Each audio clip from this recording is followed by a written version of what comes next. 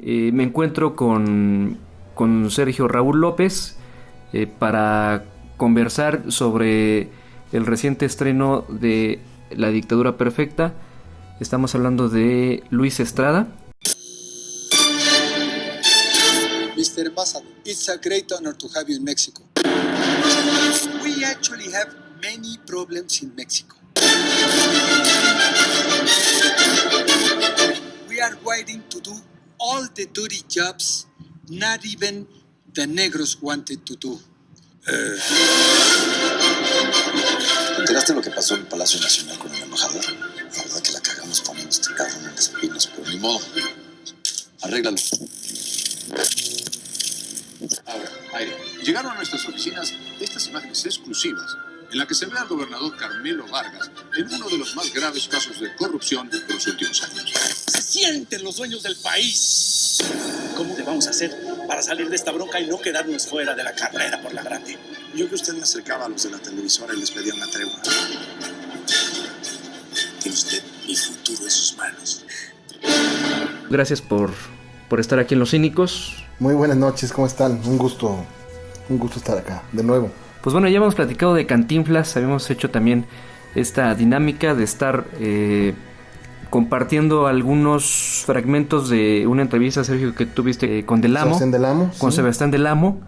Ahora pues nos compartes algunas intervenciones de Luis Estrada, de una conversación que tú tuviste recientemente con este director, una conversación muy apasionada. Bueno, como que Estrada y también tú pues son dos personalidades muy apasionadas de lo que hacen, y eso hace de la conversación algo especial, ¿no? Si algo caracteriza al cine de Luis Estrada es precisamente esta forma fuertísima de ser, ¿no? Es un tipo que se mata por su trabajo, es un tipo que se mata por sus ideales. No todo el mundo los comparte, no todo el mundo está de acuerdo, pero me parece que al final es uno de los autores fundamentales del cine mexicano. Yo lo remitiría por una gran película que logró. La gran película del cine mexicano de los últimos años no es Amores Perros, es La Ley de Herodes. Así es. Muchos dicen que es la película que tiró al PRI. Yo pienso que más que haber tirado al PRI, es la película que estuvo en el momento en que se cayó el PRI.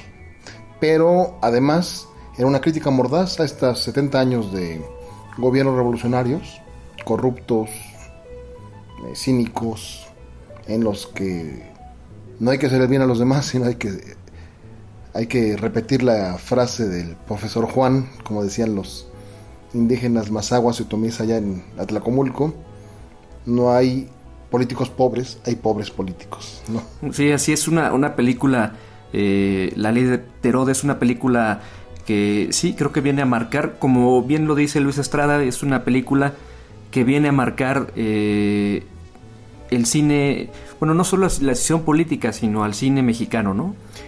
Sí, logró no solo convertirse en un clásico, logró marcar carreras, logró marcar formas de hacer y reflejar la realidad mexicana, y lo convirtió de inmediato en un cineasta político. Él no era un cineasta político.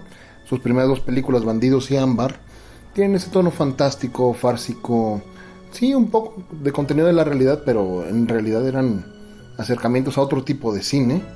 Y con La Ley de Herodes, que surgió, dice él, después de la decepción de que Ámbar no funcionara en cartelera, logró convertirse en un referente fundamental para el cine mexicano. La Ley de Herodes lo convirtió, y ahora lo estamos comprobando, en el gran cineasta político mexicano, el gran cineasta crítico al régimen emanado del gobierno que sea, porque si ya se había ido contra el PRI y luego se fue contra el neoliberalismo, tanto foxista como de cedillista, con El Infierno se fue contra la guerra del narco a Calderón, y ahora evidentemente está haciendo una crítica al regreso del PRI de los Pinos y a la empujadita que le dieron los medios electrónicos y los medios masivos de comunicación, sobre todo Televisa. Antes de eso vamos a escuchar un breve audio de la entrevista con Luis Estrada, en la que le pregunto sobre un tema que ha sido muy discutido en las redes sociales y que ha resultado controversial. Él se ha vuelto una especie de cineasta cínico, ¿no? Como este programa. En la pasada película, la del infierno, consiguió dinero del gobierno calderonista para criticar la guerra del narco. En esta ocasión consiguió 20 millones de pesos de Televisa para hacer una película que critica a las televisoras, en específico a Televisa.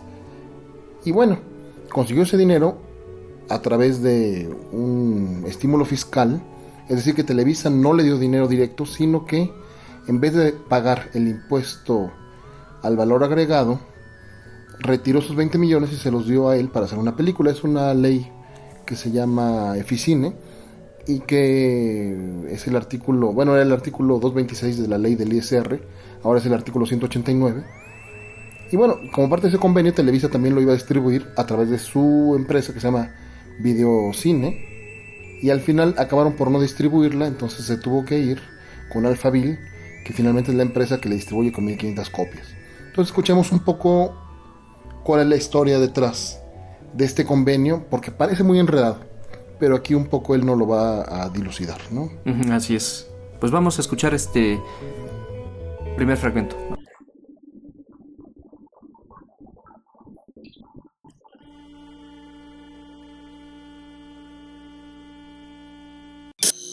No es obligatorio, es una prerrogativa que tienen las empresas de hacerlo o no. De hecho, en los dos casos en los que yo he tenido el estímulo fiscal, sí, no me lo han pedido. A quien sí le tienes que dar crédito es al Eficine mismo, con esa leyenda inmamable en todas las películas mexicanas que dura más que casi que la película para poderlo leer. Pero es una prerrogativa que tienen las empresas, y las empresas te pueden decir: quiero aparecer de esta forma, quiero aparecer de esta otra, quiero mi logo, nada más quiero mi nombre, mi agradecimiento, mi mención. Y en el caso concreto, tanto del infierno como de la dictadura perfecta, me dijeron que no querían aparecer en los créditos, tan claro como eso, y no están. Sí, pero en los dos casos, sí, para que no haya suspicacias, sí, en el caso del infierno me dieron 10 millones de pesos de estímulo fiscal Televisa, y en el caso de la dictadura perfecta me dieron 20 millones de pesos Televisa. Sí, porque digamos ya no es videocine como antes era, que era una productora tal, ahora es nada más. Sí. Parte del dinero, ¿no? Lo que también queda muy claro, porque además, y ahora que por primera vez en mi vida he estado asomándome a las redes sociales y viendo un poco el pulso del anonimato, porque pues ahora sí que esa sí es la caja de Pandora. Sí. Se presta muchas suspicacias, y porque la gente no acaba de entender que no es dinero de las empresas, que es dinero de ellos, que es dinero tuyo, mío, de todos los que pagamos impuestos. Aquí se hizo un mecanismo literalmente de triangulación de dinero del Estado, no del gobierno, del Estado, ¿sí? Para estimular al cine a través de una exención fiscal. Pero no es dinero ni de Televisa, ni de Liverpool, ni de Carlos Slim. Es toda aquella película que tenga esa leyenda, la gente debe de entender y tener claro que es su propio dinero. Igual que los recursos del IMCINE, que se dan a través de otros fideicomisos, otros fondos, ¿sí? El dinero del famoso Eficine 226 antes, ahora llamado, para acabarla de chingar, 189. Yo soy 189. Así podrían ponerle ya a su hashtag: yo soy 189, porque me dio dinero el Eficine. Y el Eficine funciona, como bien lo sabes tú, pero también es bien importante puntualizarlo, a través de un consejo consultivo y de un comité técnico en el que participa Conaculta, en el que participa IMCINE, en el que participa la Secretaría de Hacienda y Crédito Público y la Secretaría de Educación Pública. Ellos revisan los proyectos. De hecho, las carpetas del Eficine no pueden ser más engorrosas de la cantidad de elementos que te ponen, y hay comités. Ahora, recientemente, desde hace 2 años a la fecha, adicionalmente a que estas instituciones o dependencias hagan una revisión puntual de los proyectos. Como había tantas críticas sobre que se estaba haciendo un cine de cagada, para decirlo con todas sus letras, decidieron poner filtros y se creó un consejo consultivo y asesor para no solo hacer una revisión técnica de la solidez financiera, de la integridad de los contribuyentes y de los productores, sino para también tratar de hacer un filtro en el que pase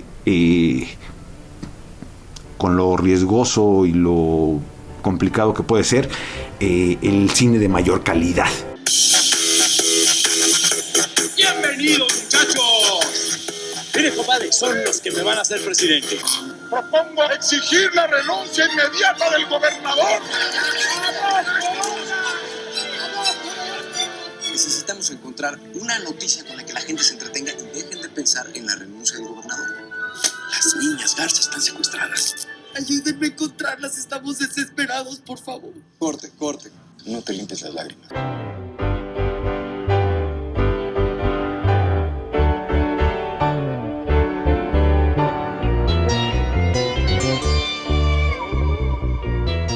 En esta primera intervención de Luis Estrada, que tiene que ver sobre los dineros, ¿no? ¿De dónde viene el dinero? De pronto se puede entender en este juego político y mediático que el dinero viene directamente de Televisa, ¿no? Pero no es así, porque Exacto. en realidad es un estímulo fiscal, es dinero que tendría que haber sido a la hacienda pública, ¿no? Pero son fondos para el cine, eran 500 millones de pesos el año pasado, este año aumentaron a 600 y tantos, ¿no? Entonces, en realidad todo el cine que se hace en México, excepciones como Cantinflas, corroboran solamente la regla, está subsidiado por el gobierno, ¿no? Entonces, más que sea un apoyo de Televisa, bueno, apoyo es porque aprobaron el guión y decidieron destinar parte de los impuestos, pero en realidad no es dinero de inversión de riesgo, ¿no? Pero ahora, ¿qué pasa ahí, digamos? Porque Luis Estrada también está jugando un juego interesante ahí, de poner, digamos, su película como intermediario Televisa, ¿no? Pareciera que Luis Estrada siempre ha tenido una relación no tan afortunada con Televisa. A mí me da la impresión de que de pronto hay un cierto recelo a no estar ahí. Incluso yo pensaría que en algún momento Luis Estrada se va a volcar más a la televisión y va a dejar el cine de un lado. Bueno, lo que yo pienso es que esta película, más que las anteriores, tiene un pequeño grupo, una pequeña troupe de personajes que hacen cine muy emblemáticamente con él. El caso de Damián Alcázar siempre ha sido su protagonista desde La Ley de Herodes. El caso de Joaquín Cosío, que se volvió la gran figura en su papel de Cochiloco en la película del infierno, y que acá repite en un papel un poco más flojo, porque es como el mesías opositor, ¿no? Uh-huh. De pronto también tenemos a Salvador Sánchez, que ha sido un nombre muy importante para él, Enrique Arreola, Dagoberto Dama, Noé Hernández, Sonia Cowó o María Rojo. Digamos, son la gente que viene del cine. Pero junto a ellos hay un montón de estrellas que vienen de la televisión, ¿no? Así es, sí, es una mezcla. Un ex RBD, Alfonso Herrera. Exacto. Osvaldo Benavides, Silvia Navarro, que es una de las grandes figuras de las telenovelas mexicanas, Flavio Medina, Saúl Lizazo, que además hace un papel tipo López Dóriga, pero que en realidad es como Héctor Zamarrón, el de Milenio, pero también es Javier Alatorre, el de TV Azteca, Tony Dalton, que también hace como más bien películas de acción y ese tipo de cosas, Arad de la Torre, que es un conductor de programas de concurso ahora, ¿no? En fin, es una mezcla muy curiosa porque de pronto, aunque ellos están haciendo cine, pareciera de pronto una película para televisión. Así es, y da la impresión, por lo que Silvia Navarro comentaba en la conferencia de prensa, que varios actores de Televisa es un honor estar con Luis Estrada, ¿no? Sí, se ha vuelto una moda reciente, bueno, no reciente, pero de los últimos 10 años, que muchas estrellas de la televisión sienten esta necesidad de aparecer al cine para consagrarse como actores. Sí, la telenovela te da dinero, te da fama, te da prestigio, te mete en una gran industria, pero nunca te da este valor artístico que sí te da el cine. Entonces tener a Luis Estrada como director, pues para ellos sí es una especie de reto, una especie como de consagración, una especie como de emoción, ¿no? Pero vemos un montonal de otras figuras que están incursionando al cine, ¿no? Ahí está el caso simplemente de Kuno Becker, ¿no? Que además ya está siendo productor, está siendo director. O sea, como que este coqueteo de las figuras de la televisión. Creo que es el caso ahora de Alfonso Herrera, ¿no? Exactamente, ¿no? Aquí hay un problema respecto a esta tetralogía o este conjunto de 4 películas de crítica política directa al sistema mexicano de Luis Estrada. Uh-huh. La Ley de Herodes transcurre en un pueblo sin tiempo, olvidado de Dios, ¿no? Como decía por ahí la novela, más allá de donde ni Cristo llegó, Cristo se paró en Éboli, es decir, ya no pasó de ahí, ¿no?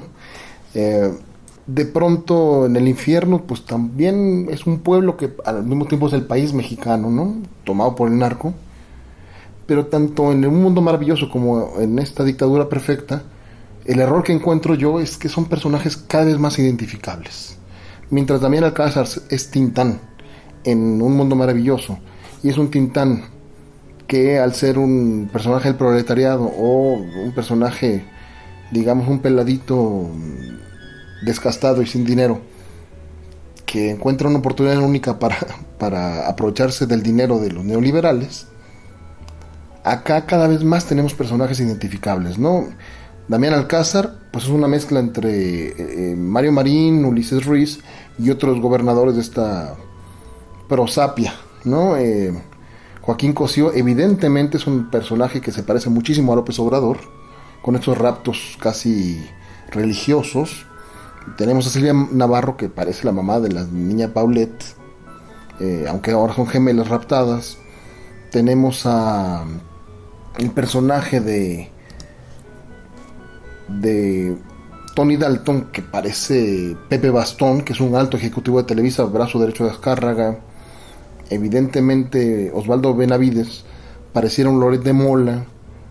Saúl Lizazo, insisto, pareciera ser López Dóriga.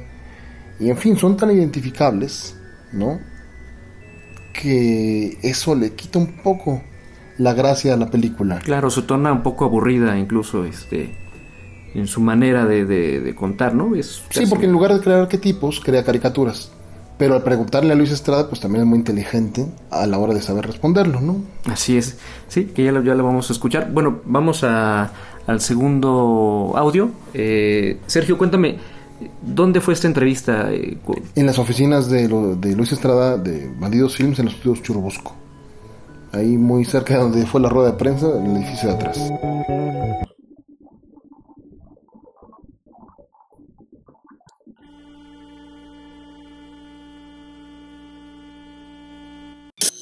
Chiloco se volvió un arquetipo. Pero, ¿qué pasa cuando ese arquetipo de la dictadura ya no resultan personajes, digamos, etéreos? Localizables pero no identificables. Ahora sí son personajes muy identificables. Lizazo, López Dóriga, eso lo estás diciendo Mayer, tú. Peña Nieto. By the way, sí. Eso lo está diciendo Sergio, no yo, que quede claro. El Gobre Precioso, No es cierto la gaviota, tampoco tan fácil. No tan a ver, fácil, voy a diferir de... sí. Voy a rebatírtelo, cabrón. Sí, pero es lo que yo noto. A ver. Tú notas. Sí. Yo te voy a decir que me hubiera pasado de cabrón y de listo. Yo creo que a excepción del presidente, ese sí está pintado de cuerpo y alma. Yo creo, y te lo puedo mostrar porque vaya, si algo también he hecho, y a lo mejor a mucha gente le caga, es tratar de entender muy bien de qué voy a hablar. Saber, leer, oír, ver todo lo que pueda a lo largo del proceso de escritura del guión del tema que quiero abordar. Y en el caso concreto de la dictadura perfecta, leí y vi todo lo que estuvo a mi alcance alrededor del tema de la televisión, en particular de la historia de la televisión mexicana, y vi más horas de las que hubiera deseado jamás en mi vida de televisión para un poco estar muy consciente de ello. Y yo creo que cada persona le va a encontrar efectivamente similitudes con una, pero tú pones el ejemplo de la relación directa que hay entre Pérez Harris y López Dóriga, yo te puedo decir que puedes encontrar... Bueno, hay un Pepe, que no es Pepe Bastón, pero podría ser, ¿no? Puedes encontrar más similitudes con... Loret. No, bueno, hay algunas, pero no. Pero las puedes encontrar con Javier Alatorre. De hecho, se llama Javier. Sí. Pero puedes encontrarla con un personaje de Milenio, que además son casi idénticos, que se llama... y lo tenía ahorita justo en la boca de... Sí, Bueno, que es un clon, que son medio Josh Clooney de Petatiux, Zamarrón. Zamarrón, sí. Héctor Zamarrón. A ver, entonces... Reforma, ¿eh? Entonces, ahí yo te digo que sí siguen funcionando también un poco como arquetipos todos estos otros personajes. Vas a tratar de encontrarle efectivamente su símil a Hartman, y vas a tratar de encontrarle su símil a Carlos Rojo, el productor, y vas a tratar de encontrarle su símil a Ricardo Díaz. Pero yo creo que más bien lo que la película juega y coquetea es efectivamente con hacer una especie de mezcla, porque vas a decir que que Silvia es la mamá de Paulette, y que sí, pero creo que la película tiene un componente de ficción tan grande o tan fuerte como su anclaje a la realidad cercana. ¿Me entiendes? Y a los casos específicos. Y a casos específicos, porque además pues ahora sí que cualquiera me puede decir, no, pero es que no eran dos gemelas, era una niñita. Pues no se trataba de eso. O sea, se trataba de alguna manera... usaba peluca verde. Exacto. Se trataba justamente de hacer esta provocación y este juego hacia el espectador, que es decir, tú ya fuiste testigo de esta historia, ¿sí? Lo que nosotros vamos a hacer es permitirte asomarte por una cerradura para que veas qué era lo que había atrás de estas historias, cómo negocian los políticos con las televisoras para posicionar su imagen, mejorarla y llevarlos a la gloria, cómo se urde y se traman las cortinas de humo que son el pan nuestro de cada día. ¿Qué hay atrás de los videoescándalos? ¿Cómo llegan estos videos? ¿Quién los hace?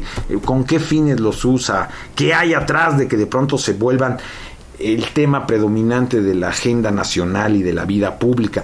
Todo eso es como parte de un reto, de un juego que yo quiero establecer con el espectador. Y vas a ver que va a haber muchas lecturas. Vas a ver que va a haber muchas lecturas, porque además probablemente a mí lo que más me parezca interesante de la película es que es una película otra vez dirigida a todos los públicos. Pero cada público, como decía Shrek, va a poderle quitar a la película las capas dependiendo de su formación, dependiendo de su nivel de interés o de preparación. Entonces, claro, yo creo que un público muy... De su malicia. Sí, de su mala leche. Hombre, por supuesto también se va a prestar a una cantidad de dobles mensajes y lecturas, que va a ser muy interesante, by the way. Creo que va a ser muy interesante saber cómo eso. Pero yo creo que va a haber efectivamente con muchos niveles, y yo creo que el público muy popular, que no esté tan empapado de la vida política, de los intríngules para ciegos y todo lo demás, también va a haber una película muy entretenida, muy divertida, muy bien hecha, muy bien fotografiada, con buenos chistes, con cosas cabronas que se cuentan en la película. Sí, pero luego vendrán los ociosos, como tú comprenderás, que van a quererle ver 3, 4, 5, 6, 7, 8, 9 y hasta 10 pies al gato, pero bueno. El gobernador Carmelo Vargas encabezó personalmente el operativo de búsqueda de las gemelas. Sale, vamos a buscar. Algo que involucra su televisora con el gobernador Vargas. Ahora sí estamos en una bronca de verdad. ¿Qué pasó, señor presidente? Necesito que me eches una mano. ¿Qué te falló? Se filtraron unos contratos de aquí de la empresa. Nos quieren chantajear. Nuestro México puede cambiar.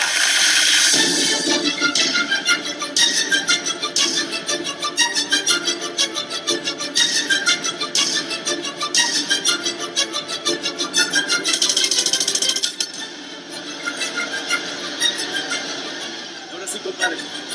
De aquí a los pinos.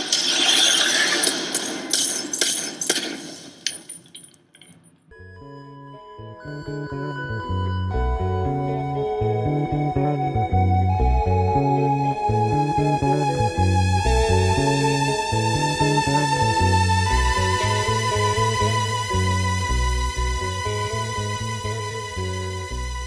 importante decir que la película de la dictadura perfecta, solo para recapitular, el 20 de agosto se estrenó el tráiler. Sí. Donde, bueno, ya no era la verdad silenciosa, que era el título de trabajo de la película, sino que ya venía como la dictadura perfecta, recordando esta expresión, estas ideas que externó Mario Vargas Llosa, el escritor peruano, en un evento en 1990 organizado por Octavio Paz. En época salinista, época salinista, y donde también estaba, entre otros, Enrique Krause, ¿no? Yo quisiera comentar brevemente la brillante exposición de Octavio. Él dice que en la descripción que yo hice de la transición hacia formas abiertas de sociedad de América Latina, él no encontraba el caso de México. Y al describir el caso de México, en cierta forma, tengo la impresión que ha exonerado a México de lo que ha sido la tradición dictatorial latinoamericana. Espero no parecer demasiado inelegante, por decir lo que voy a decir. Yo no creo que se pueda exonerar a México de esa tradición de dictaduras latinoamericanas. Creo que el caso de México, cuya democratización actual soy el primero en celebrar y en aplaudir, como todos los que creemos en la democracia, encaja dentro de esa tradición con un matiz que es más bien el de un agravante. Yo recuerdo haber pensado muchas veces sobre el caso mexicano con esta fórmula: México es la dictadura perfecta. La dictadura perfecta no es el comunismo, no es la Unión Soviética, no es Fidel Castro, es México. Porque es la dictadura camuflada de tal modo que puede parecer no ser una dictadura, pero tiene, de hecho, si uno escarba, todas las características de la dictadura: la permanencia, no de un hombre, pero sí de un partido que es inamovible, un partido que concede suficiente espacio para la crítica en la medida en que esa crítica le sirve, porque confirma que es un partido democrático, pero que suprime por todos los medios, incluso los peores, aquella crítica que de alguna manera pone en peligro su permanencia. Una dictadura que además ha creado una retórica que lo justifica, una retórica de izquierda, para la cual a lo largo de su historia reclutó muy eficientemente a los intelectuales, a la inteligencia. Yo no creo que haya en América Latina ningún caso de sistema de dictadura que haya reclutado tan eficientemente al medio intelectual, sobornándolo de una manera muy sutil, a través de trabajos, a través de nombramientos, a través de cargos públicos, sin exigirle una adulación sistemática, como hacen los dictadores vulgares. Por el contrario, pidiéndole más bien una actitud crítica, porque esa era la mejor manera de garantizar la permanencia de ese partido en el poder. Un partido de hecho único, porque era el partido que financiaba a los partidos opositores. Esa dictadura es una dictadura, es decir, puede tener otro nombre, una dictadura muy sui generis, muy especial, muy diferente, pero tanto es una dictadura que todas las dictaduras latinoamericanas, desde que yo tengo uso de razón, han tratado de crear algo equivalente al PRI en sus propios países. Le costó, por cierto, la expulsión del país al ahora Nobel de Literatura, Mario Vargas Llosa. En ese encuentro, que se hablaba más bien de la caída del socialismo, ¿no? Esta derecha intelectual mexicana regodeándose en que había acabado por fin el sueño socialista, porque no era comunismo de ninguna manera. De pronto llega un Vargas Llosa lúcido y les dice: perdón, pero es que esa dictadura era mala comparada con la dictadura del PRI. El PRI es la dictadura perfecta porque ni siquiera necesita un dictador. Y además habla de una cosa curiosa, ¿no? Un personaje impresentable como cualquier gobernador de sexenio pasado, antepasado, o presente o porvenir, que de pronto hace un negocio con la televisora y le mandan una esposa que es una famosa actriz de telenovelas. Ahora está Angélica Rivera, pero también está Anaí, con el gobernador de Chiapas, y otras figuras más, que hablan más bien de este connubio de poder, ¿no? El poder político, con el poder económico, con el poder de los medios. Tan importante es una Verónica Castro o una Thalía, como importante es un gobernador, un presidente o un diputado.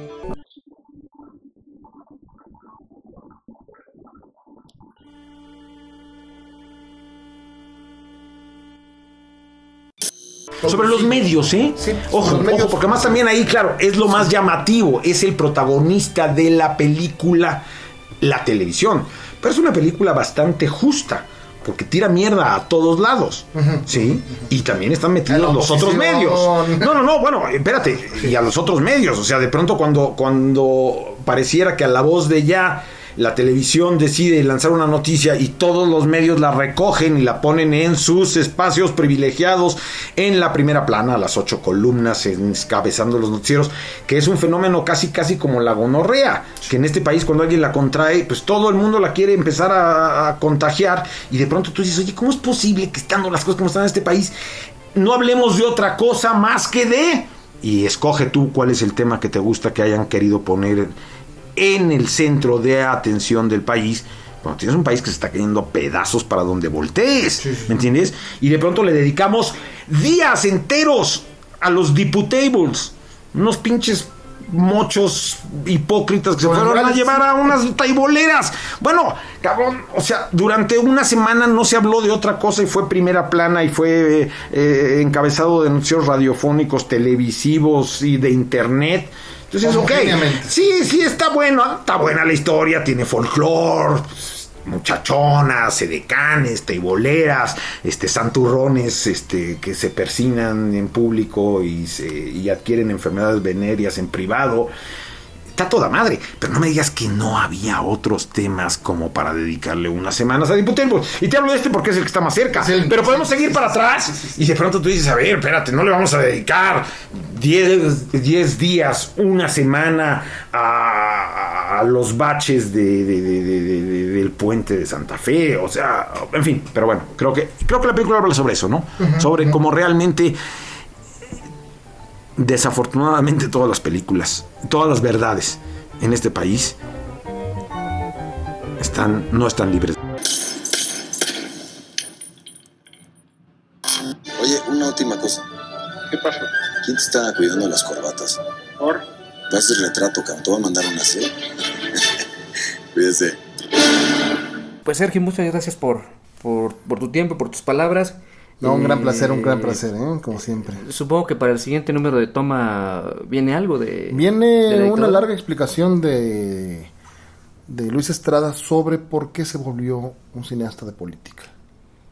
De la hora que duró la entrevista, 40 minutos la destinamos a que me explicara cómo tronó con Ámbar moralmente, cómo lo llevó a precipicios y cómo se rehizo a sí mismo haciendo la ley de Herodes.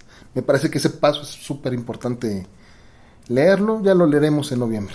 Así es, en noviembre, en el número 37 de la revista Cinetoma. Ya en su 7º año de existencia. En su 7º año de existencia. Pues aquí estamos y pues muchas gracias por el espacio. Y bueno, un abrazo a todos los cínicos y cínicas que nos acompañan cada jueves en esta emisión de cultura cinematográfica y de sus alrededores. Gracias y buenas noches.